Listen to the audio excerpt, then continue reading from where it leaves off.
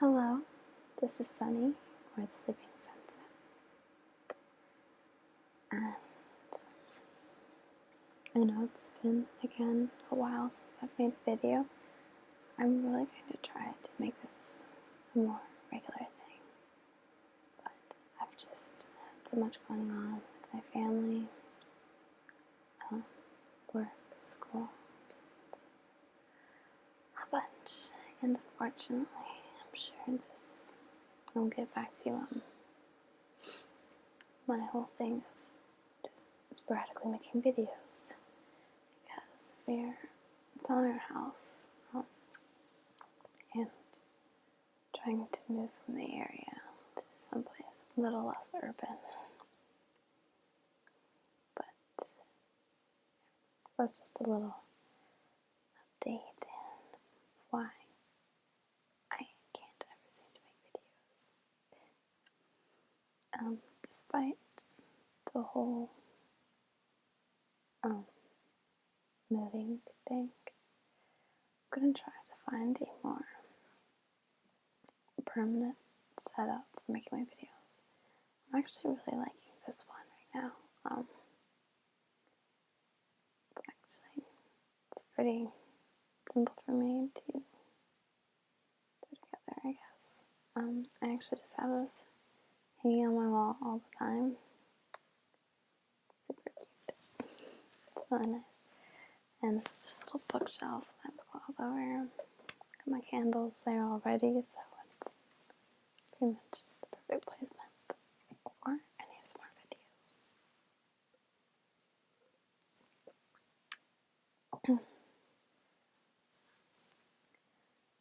So, I'm going to be reading you a bit of news. My boyfriend sends me articles all the time. And so, I'm going to read one that is sort of a big issue at this time. This is from Tufts Magazine, Tufts University, and this article is called Open Arms by Colin Woodard.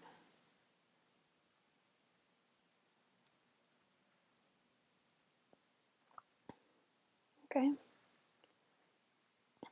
so let's begin. The battle lines of today's debate over gun control, stand your ground laws, and other violence-related issues were drawn centuries ago by America's early settlers. Scroll down. Last December, when Adam Lanza stormed into the Sandy Hook Elementary School in Newton, Connecticut, with a rifle and killed 20 children and 6 adult staff members, the United States found itself immersed in debates about gun control. Another flashpoint occurred this July when George Zimmerman, who saw himself as a guardian of his community, was executed in the killing of unarmed black teenager Trayvon Martin in Florida. At that time, talk turned to stand your ground laws and the proper use of deadly force. The gun debate was refreshed in September by the shooting deaths of 12 people at the Washington Navy Yard, apparently at the hands of an IT contractor who was mentally ill. Such episodes remind Americans that our country as a whole is marked by staggering levels of deadly violence. Our death rate from assault is many times higher than that of highly urbanized countries like the Netherlands, Germany, sparsely populated nations with plenty of forests, and game hunters like Canada, Sweden, Finland, or New Zealand, and large populous ones like the United Kingdom, Germany, and Japan. State-sponsored violence, too, in the form of capital punishment, sets our country apart. Last year, we executed more than 10 times as many prisoners as other advanced industrialized nations combined. Not surprising, given that Japan is the only other such country that allows the practice. Our violent streak has become almost a part of our our national identity. What's less well appreciated is how much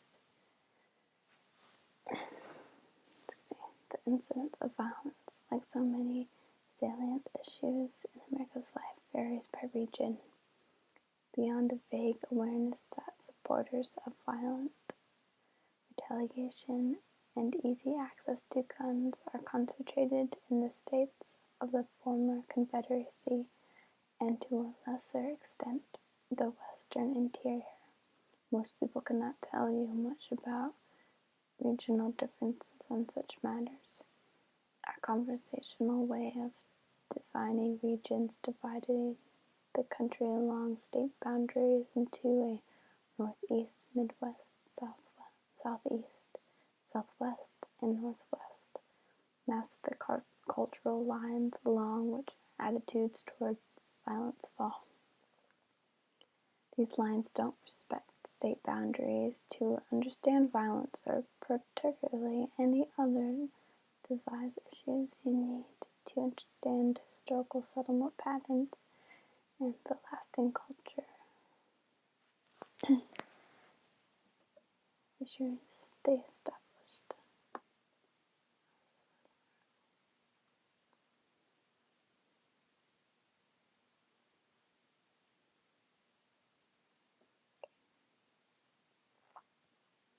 Just lost my place. Okay, found it. The original North American colonies were settled by people from distinct regions of the British Isles and from France, the Netherlands, and Spain, each with its own religious, political, and ethnographic traits. For generations, these Euro-American cultures developed in isolation from one another, consolidating their cherished religious and political principles and fundamental values, and expanding across the eastern half of the continent in nearly exclusive settlement bands. Throughout the colonial period, and the early republic, they saw themselves as competitors for land, capital, and other settlers, and even as enemies, taking opposing sides in the American Revolution, the War of 1812, and the Civil War. There has never been an American, but rather several Americans, each a distinct nation. There are 11 nations today. Each looks at violence as well as everything else in its own way.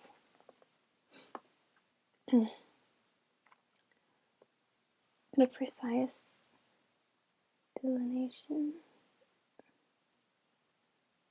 of the 11 nations, which I have explored at length in my latest book, American Nations, is original to me, but I am certainly not the first person to observe such national division exists. Kevin Phillips, a Republican Party campaign strategist, recognizes the boundaries and values of several of these nations in 1969 and used them to correctly prophesy 2 decades of American political development in his political cult classic, The Emerging Republican Majority. Joel, sorry if I said this wrong, Gruer, a Washington Post editor, argued that our continent was divided into rival power blocs and the 9 nations of North America. That's the book title. Or perhaps an article. Through a historic approach, undermined the identification of the nations. The Pulitzer Prize-winning historian David Hackett Fischer detailed the origins and early evolution of 4 of these nations in his magisterial A Billion Seeds and later added New France. Russell Shortdow described in the salient characteristics of New Netherland and the island at the center of the world, and the list goes on. The borders of my 11 American nations are reflected in many different types of maps, including maps showing the distribution of linguistic dialects, the spread of cultural artifacts, the prevalence of different religious denominations, and the country-by-country breakdown of voting in virtually every hotly contested presidential race in our history. Our continent's famed mobility has been reinforcing, not dissolving, regional differences, as people increasingly sort themselves into like-minded communities, a phenomenon analyzed by Bill Bishop and Robert Cushing in The Big Sort, 2008. Even waves of immigrants did not fundamentally after these nations because the children and grandchildren of immigrants assimilated into whichever culture surrounded them. Before I described the nations, I should underscore that my observations refer to the dominant culture, not to the individual inhabitants of each region. In every town, city, and state, you'll likely find a full range of political opinions and social preferences. Even in the reddest of red countries and the bluest of blue ones, 20 to 40% of voters cast ballots for the wrong team. It isn't that residents of one or another nation all think the same, but rather that they are all embedded within the cultural framework for deep-seated preferences and attitudes, each of which is a person may like or hate, but has to deal with nonetheless. Because of slavery, the African American experience has been different from that of other settlers and immigrants, but it too has varied by nation, as Black people confronted the dominant culture and industrial norms of each other. My eyes are kind of blurry. Okay, so then it continues. The nations are constituted as the following, and he has a breakdown of Yankeedom, New Netherlands, the Midlands, Tidewater, Greater Appalachia, Deep South, Norte, the Left Coast, the Far West, New France, First Nation, and goes on for a while. Fortunately, I don't have the time to read the entire thing, but I will post the link to this article if you do wish to continue reading it. I have read the whole thing. My boyfriend at first sent it out to me, and it's very interesting. I think it's good to read these sort of things, even if it's not necessarily something you agree on with the writer, but seeing different